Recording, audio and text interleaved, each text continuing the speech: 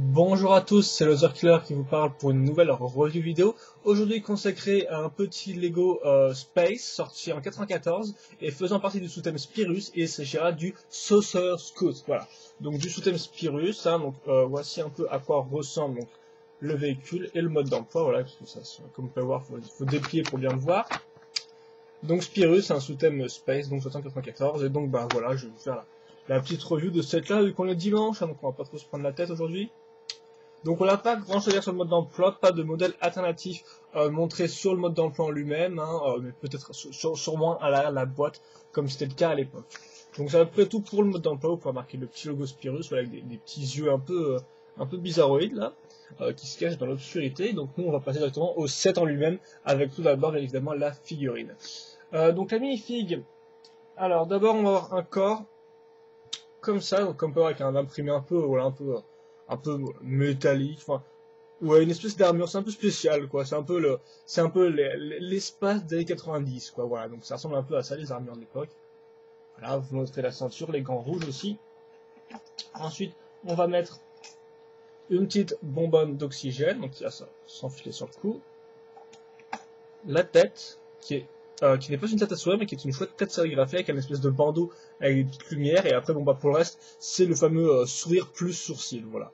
Et vous remarquez aussi des petits cheveux ici et là, bon, là, avec les traces de morsure, ça se remarque pas bien, mais il y a des petits cheveux orange, ouais, je crois, ici et là.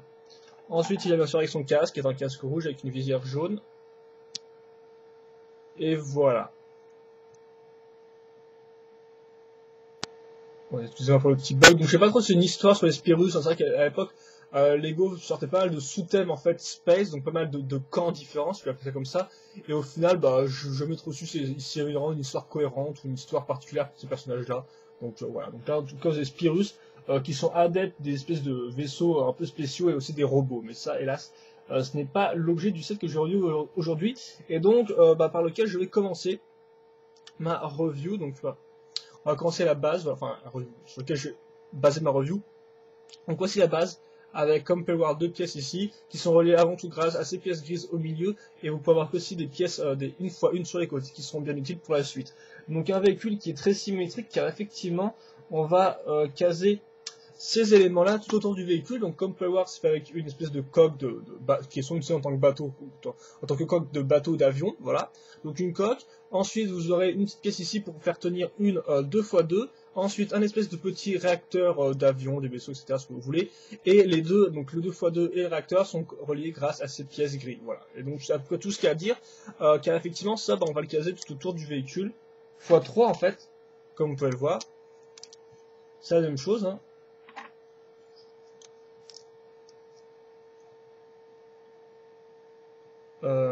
Excusez-moi, ça se met dans ce sens-là, ça. Voilà, comme ça.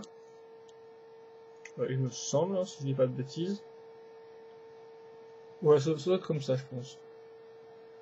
Enfin, on verra bien. Et donc, la dernière pièce qui va se mettre à l'avant est un peu différente, car à la place des pièces grises, on aura une pièce imprimée, comme vous pouvez le voir, avec je ne sais quoi, voilà, des circuits imprimés, un écran bleu, enfin. C'est à vous de faire jouer votre imagination. Donc on a notre vaisseau, comme on peut le voir, qui est presque fini. En fait, maintenant il ne reste plus qu'à relier les parties entre elles pour qu'elles tiennent bien, grâce à des pièces en L, comme ça, qu'on va mettre donc sur les 4 coins. Excusez-moi si vous voyez ma main. Voilà, à ce niveau-là. Enfin, je vais caser cette petite pièce pentue à l'arrière pour faire comme un espèce de siège, voilà, un espèce de reposoir ici, qui effectivement nous sera les deux tenons à ce niveau-là pour accrocher les jambes de la minifig. Ensuite, je vais mettre la grille, la vitre ici, voilà, donc comme vous pouvez le voir, donc bien sûr une pièce charnière. Et enfin, chose que je n'ai pas montré avec la figurine, on a aussi cette arme-là, comme vous pouvez le voir, donc arme avec 3 manches, et au bout on a mis une petite loupiote. Donc voilà ce que ça donne avec dans la main d'une minifig. Mais globalement, c'est pas montré dans la main de la minifig. En fait, cette arme-là est montrée, elle est mise à ce niveau-là, voilà. Donc dans le trou du haut du cockpit, quoi. Voilà, la vis. Et donc voilà, vous avez votre véhicule qui finit. Je vais peut-être rajouter un bouquin pour avoir un peu une vue un peu de contre-plongée, pour mieux comprendre le véhicule.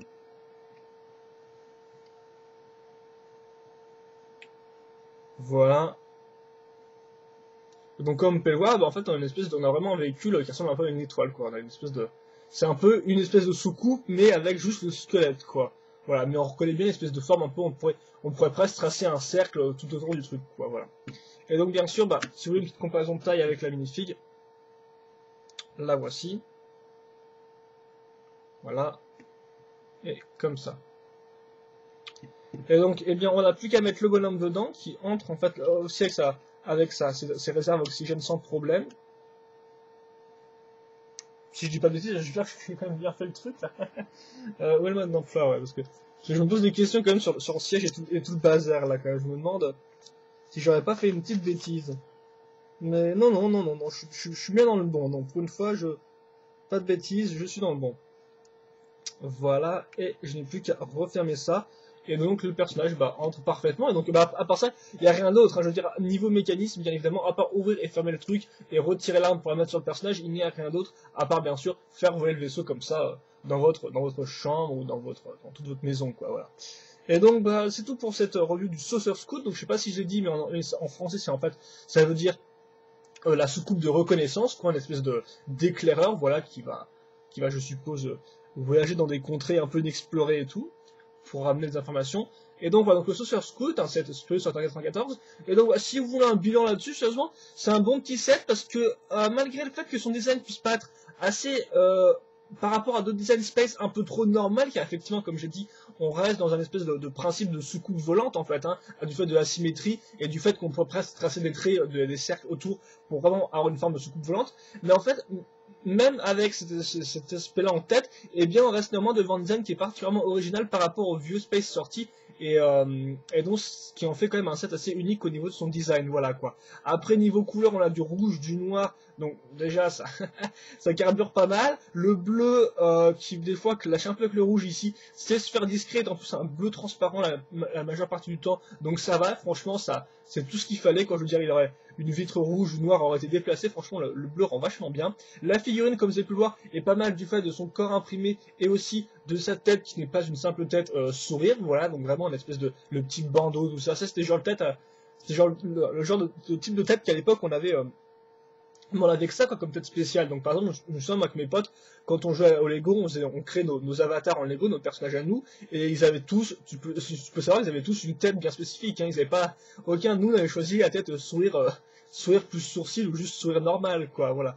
Donc ça, c'est vraiment des trucs assez chouettes. Bon, maintenant, ce n'est plus trop le cas, vu que Lego, niveau minifig, mais alors, a explosé totalement, ils ont sorti une tonne de nouvelles têtes, double imprimées, etc. Donc, mais voilà. Mais c'est vrai qu'à l'époque, c'était assez intéressant, et encore aujourd'hui, c'est une tête qui marche bien, quoi, là. Donc, bah, globalement, le Saucer Scout, un bon set assez original, bien sûr, une construction qui est assez courte, et qui en plus est assez répétitive, hein, ça vous l'avez compris, vu qu'on a fait x4 la même chose. Mais, mis à part ce problème, il n'y en a pas vraiment, quoi. Hein. Le personnage entre même avec sa combinaison à oxygène, donc ça c'est franchement un bon truc. Non, franchement, il n'y a rien à dire, quoi. Bonne forme, construction peut-être un peu ennuyante, mais normalement le design est là. Les pièces en elles-mêmes, bon bah, la sélection de pièces, les standards, là, voilà, comme ça. À part quelques pièces un peu spécifiques, il n'y a rien de y a rien pour vraiment se au plafond. Et donc bah voilà, donc le Saucer Scout, un bon petit set de la gamme Spirus, donc sur 94, hein, j'ai un peu de me répéter, mais voilà, si vous le cherchez, vous pourrez le trouver.